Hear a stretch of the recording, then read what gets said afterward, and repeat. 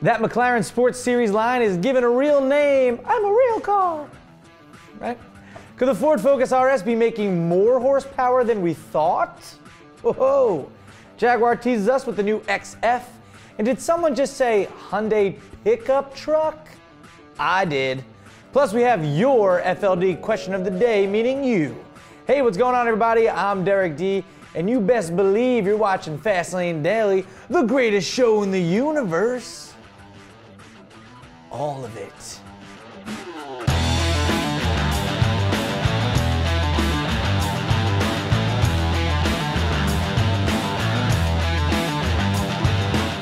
Back in January in the cold, snowy depths of Detroit, Michigan, Hyundai revealed the Santa Cruz pickup truck concept. And yeah, we all thought it looked pretty sweet and extremely concept-y, of course, but we weren't the only ones who thought it looked cool. Hyundai higher-ups thought it was totally cool as well. Nice. Yeah, totally, bro. And they are considering a production version for some time down the road. Because of the good response to the concept, Hyundai wants to make it a reality, but it would be a few years before it gets to production. So it's not definite, but it's probable. The concept used a 2-liter turbo diesel to make 190 horsepower and 300 pound-feet of torque. That's right, Erica Lord. That's with an all-wheel drive system, by the way. Oh. In case you were wondering. Now, although it is a pickup, since it's a concept, I can't officially say if you can or cannot throw some hammers back there, but maybe a conceptual hammer? Throw a conceptual hammer. That just doesn't sound right. We'll have to wait till it's official. Yeah. If we're throwing hammers anywhere near this truck. Okay. On March 24th, Jaguar will reveal its next generation XF sedan. But before then, we have a teaser and a picture of the new car's interior, which looks sleek and simple from what I can tell. The infotainment system and general levels of refinement seem to have improved, while the clean looks of the current cabin remain. Jaguar's head of design says the totally new XF will be the best looking car in its class. Whoa. Duh, of course he would say that. He's not going to say it's going to be the second best looking car in its class. That's a good point. Or third, or fourth, and so on. But that dude does know a thing or two about good looking cars. Oh, yeah. I mean, Jaguar's been churning them out lately. One other major change for the 2016 XF will be its all aluminum chassis, or as you folks across the pond say, aluminium. You add an extra I, but I don't complain. That's how you say it. No big deal. Moving along. This teaser doesn't give much, but it makes me think that the new, it doesn't give much. You know, here's the thing about teasers. You know, sometimes they give you a little bit, and they don't even give you that much to go with. Yeah, but you got to use your imagination to keep going. So this teaser doesn't give much, but it makes me think that the new XF will be hoisted in the air or something because of this crane that I was looking at, real strong. Yeah. I could be wrong, but in related news, I'm not. You're not wrong. I'm not wrong. Yeah. You know what I mean? That's the thing with teasers. You know, you really got to analyze them to really see. Yeah. It takes a while to break it down. All right. We were pretty damn excited when we heard the new Ford Focus RS would have a 2.3-liter turbocharged 4-cylinder, making a whopping 315 horsepower paired with an advanced new all-wheel drive system. Yeah, we were so excited, we did this right here in the FLD studio. Look at us, going nuts, having a blast, just so excited about this horsepower figure. But now, we're hearing that a bunch of Ford's own websites are advertising the hatchback's output at a massive 345 horsepower. 345. And when we heard that, we went from that to this. Whoa, complete and utter shock. I mean, look at us. Can't believe it. That's true excitement. Yeah.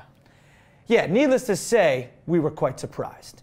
Now, granted, Ford said the official figure would be over 315 horsepower, but 345 horsepower, that is substantial and will make it very difficult for rivals like the Golf R and Civic Type R to keep up, you know, with them being under 300 horsepower and all. So that Ford Focus RS, man, we were excited. Oh, yeah. I mean, we were. Do you remember that? Yeah. Just like a couple parts minutes, of it. It's a couple little minutes hazy, ago? just how intense it was. So intense. Yeah. Yeah. Excitement. That's what happens here in the FLD studio on the reg. On the reg. Daily. McLaren's intro to its Sports Series lineup will reportedly wear the 570S badge, suggesting the 3.8-liter twin-turbo V8 from the 650S will be detuned a bit to deliver 570 horsepower, which, that's still a big number for something that will rival the Porsche 911. As I said before, a Spider and Grand Touring version of the 570 will be launched later, and each will have a carbon fiber chassis and a 7-speed dual-clutch gearbox.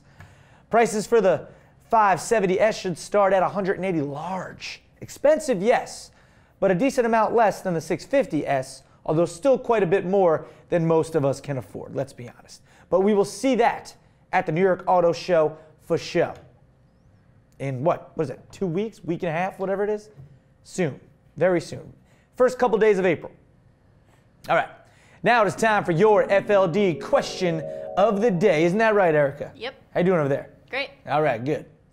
This one comes from FLD fan Hunter Manzano. What's up, Hunter?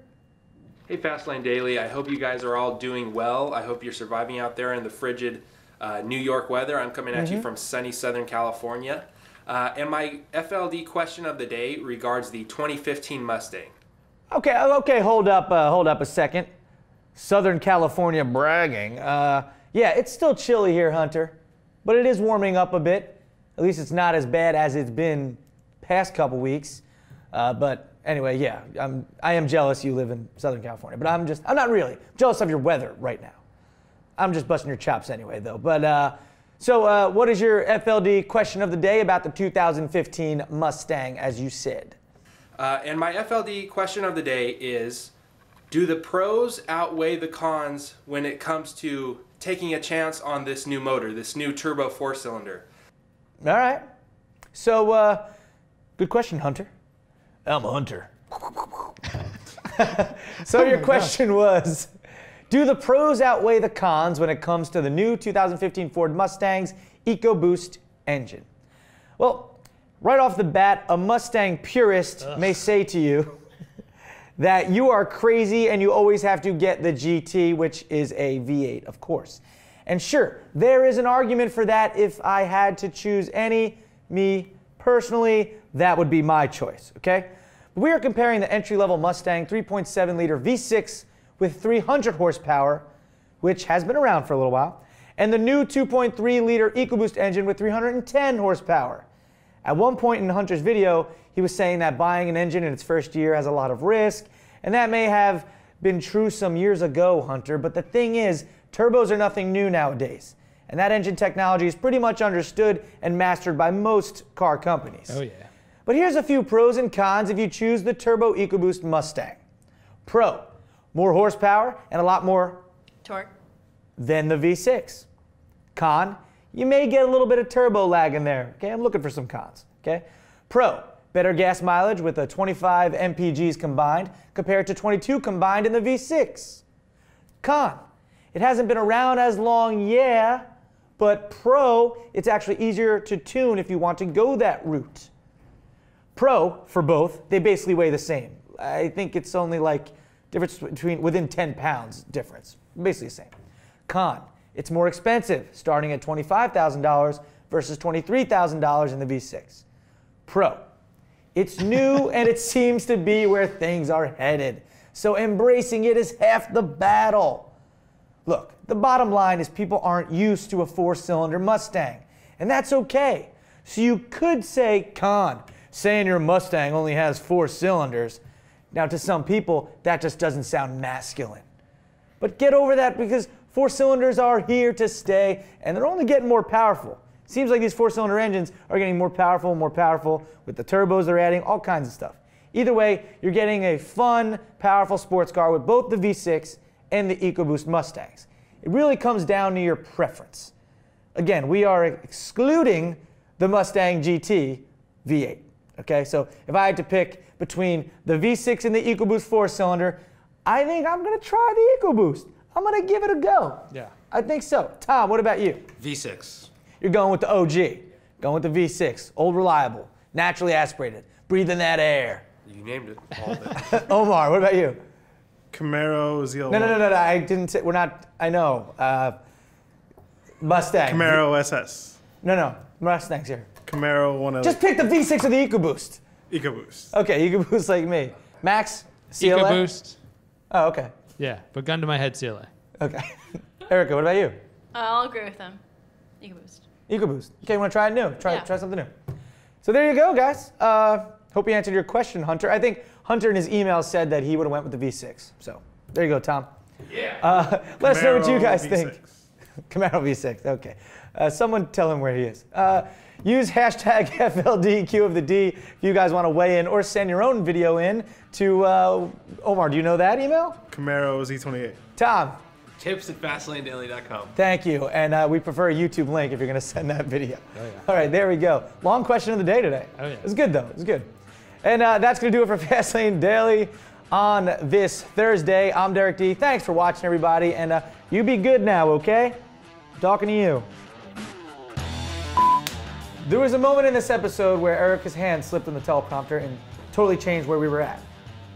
Can you find where that was? Leave a comment in the leave a comment downstairs. I can't believe